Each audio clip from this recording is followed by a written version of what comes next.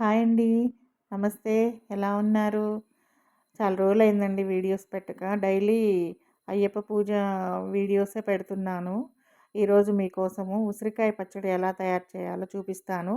ఇవి 2 కేజెస్ అండి ఉసిరికాయలున్నవి. అవి శుభ్రంగా కడిగి తడి లేకుండా ఆరబెట్టుకోవాలి. తర్వాత 2 కేజెస్‌కి 250 గ్రామ్స్ చింతపండు పడుతుందండి. చింతపండు శుభ్రంగా ఇత్తనాలు లేకుండా క్లీన్ చేసుకొని ఒక హాఫ్ లీటర్ వాటర్‌లో వాటర్ పోసి స్టవ్ మీద కొంచెం సేపు మరిగించి పక్కకు పెట్టుకోవాలి. ఇప్పుడు స్టవ్ మీద ఒక బాండీ పెట్టుకొని దానిలో ఒక కేజీ శనగ నూనె పోసుకోవాలండి. 2 కేజీలకు 1 కేజీ పడుతుంది ఈజీగా. ఆయిలు వేడైన తర్వాత, ఎందుకంటే పచ్చళ్ళకి సన్‌ఫ్లవర్ ఆయిల్ కన్నా పల్లి నూనె బావుంటుందండి. నేను విజయ పల్లి ఆయిలు వాడుతున్నాను.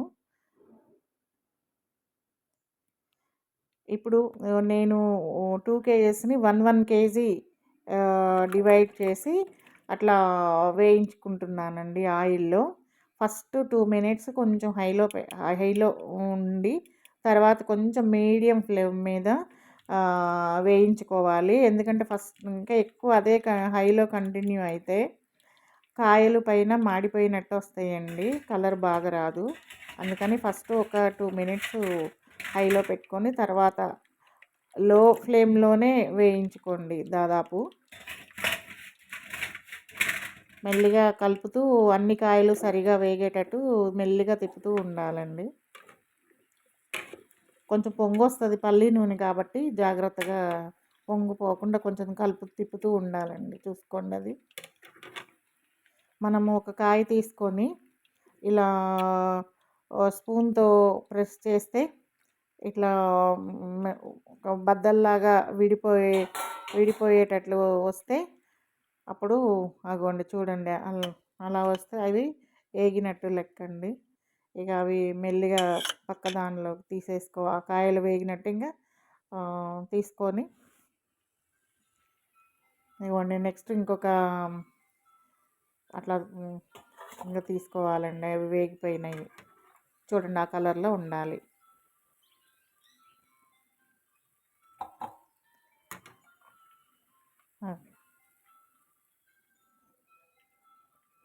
మెల్లిగా తీసుకోవాలండి, జాగ్రత్త. కొంచెం స్లిప్ అయితే చేతులు కాలేటట్లే ఉంటాయి. కొంచెం ఎడంగా ఉండాలి.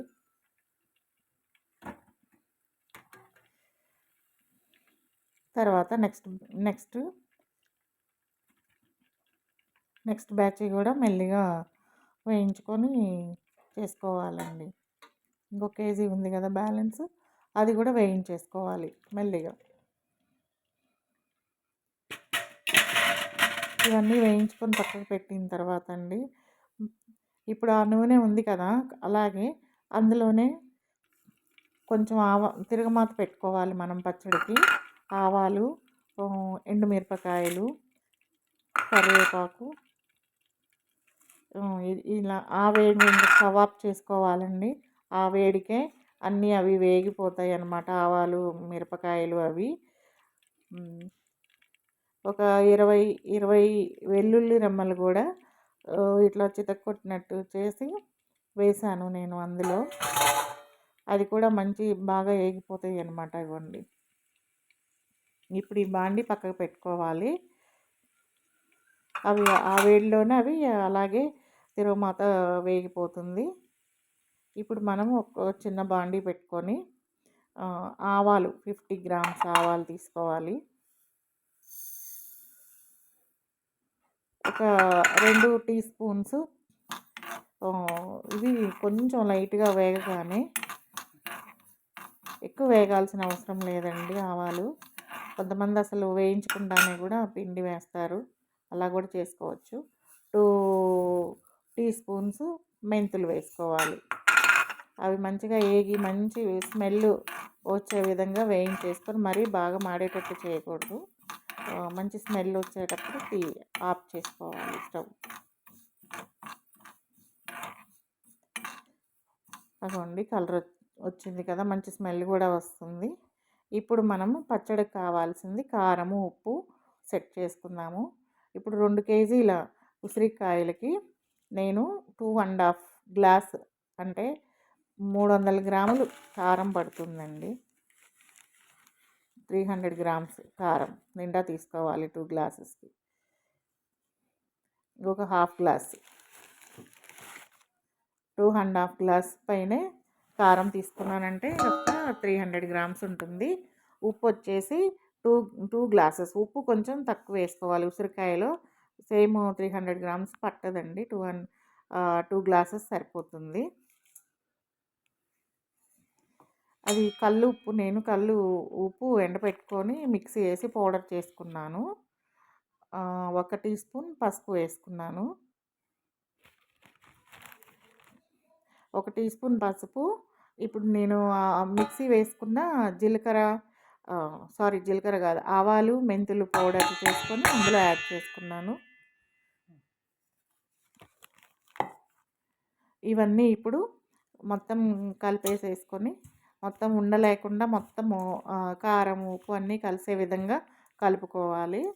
ఇప్పుడు మనము ఒక 20-30 వెల్లుల్లి రెమ్మలు తీసుకొని కచ్చపచ్చగా మిక్సీకి వేసి ఆ పేస్ట్ లాగా చేసి అది కూడా ఈ కారంలో యాడ్ చేసుకోవాలండి. మంచి స్మెల్ వస్తుంది అప్పుడు. అదిగోండి,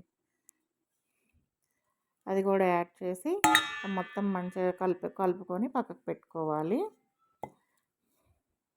ఇప్పుడు మనము ఉడికించి పక్కకు పెట్టుకున్న చింతపండు ఉంది కదా, అది ఇప్పుడు ఇట్లా మిక్సీకి వేసుకొని మెత్తగా మిక్సీ పట్టుకోవాలి. కొంతమంది మిక్సీ పట్టుకొని అలాగే పచ్చడిలో కలుపుతున్నారు. అలా వేస్తే పీచుల్లాగా వస్తాయండి తినేటప్పుడు. అట్లా కాకుండా కొంచెం టైం పట్టిన జాలి గిన్నెలో వేసేసి దాన్ని మెత్తగా మిక్సీ పట్టుకొని అట్లా పులుసు తీసుకోవాలండి. పిప్పి అంతా డివైడ్ చేసుకోవాలి. అప్పుడు బాగుంటుందన్నమాట. కొంచెం లేట్ అయినా పర్వాలేదు, ఇలా చేసుకోండి, బాగుంటుంది. అట్లా మొత్తం అంతా పులుసు అంతా తీసుకొని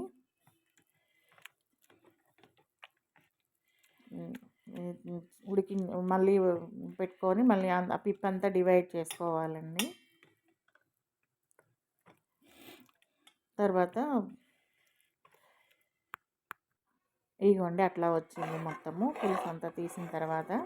అటు లూజ్గా కాకుండా అటు టైట్గా కాకుండా ఈ కన్సిస్టెన్సీలో చింతపులుసు ఉండాలి.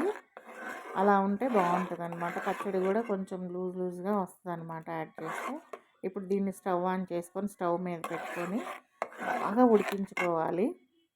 కొంచెం మరీ దగ్గర అయ్యేటట్టు కాదు, కొంచెం అట్లా ఆ కొద్దిగా వాటర్ ఉండేటట్టు బాగా బుడగలు వచ్చేటరకు ఉడికించుకోవాలి. దాంట్లో ఇప్పుడు ఒక 3 టేబుల్ స్పూన్స్ ఆయిల్ వేసుకొని బాగా ఉడకపెట్టుకోవాలండి.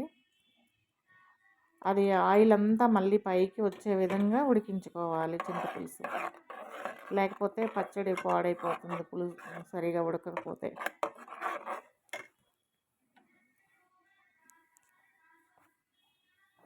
జాగ్రత్తగా ఉండాలి. అది ఉడికేటప్పుడు ఇట్లా బుడగల్లాగా వచ్చేసి చేతుల మీద పడితే బొబ్బలు వచ్చేస్తాయి. కొంచెం ఎడంగా ఉండాలి. అగోండి ఆ విధంగా చింతపులుసు ఉడికించేసుకోవాలి. ఆయిల్ కూడా పక్కకు కనిపిస్తూ ఉంది కదా. ఇక అట్లా ఉడికించేసుకున్న తర్వాత మనం వేడివేడిదిగా కలుపుకోకూడదండి.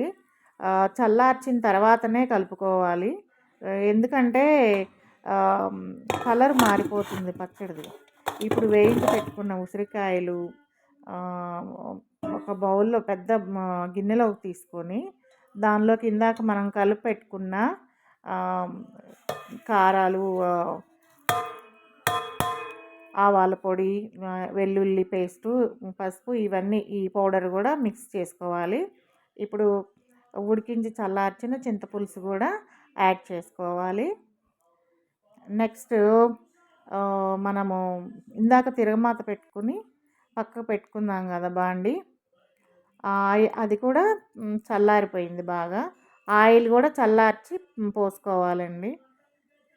వేడిగా ఏది కలుపుకోకూడదు, ఎందుకంటే పచ్చడి నల్లగా వచ్చేస్తుంది. ఇదిగోండి ఇది కాసి తిరగమాత కూడా చల్లగా బాగా ఆరిపోయింది.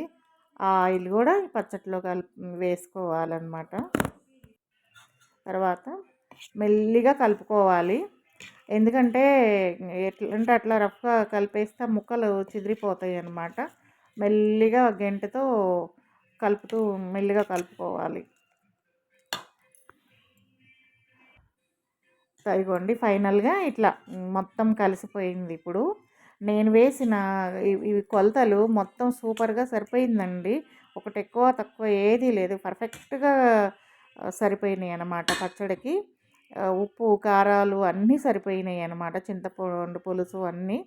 ఇగోండి మరిన్ని వీడియోస్ కోసం ప్లీజ్ నా ఛానల్ లైక్ చేయండి, షేర్ చేయండి, సబ్స్క్రైబ్ చేయండి. మరిన్ని వీడియోస్ చేస్తాను మీకోసం. బాయ్.